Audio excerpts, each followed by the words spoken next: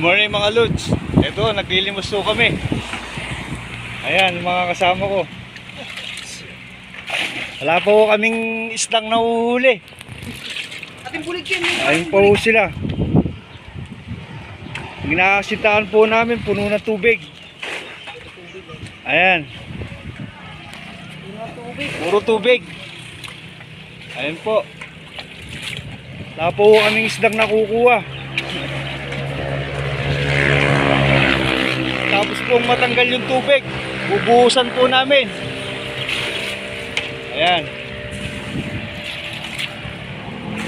Tinatapon po namin sa kabila.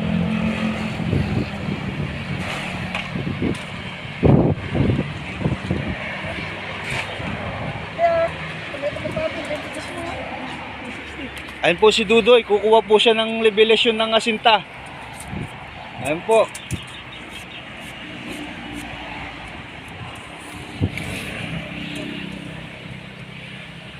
Aling mag-aasinta po kami.